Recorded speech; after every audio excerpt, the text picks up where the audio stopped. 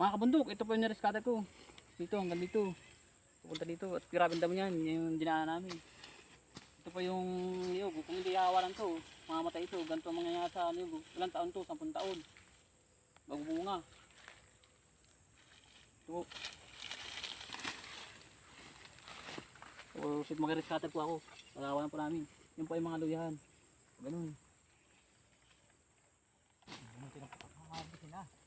Harvestin na po namin.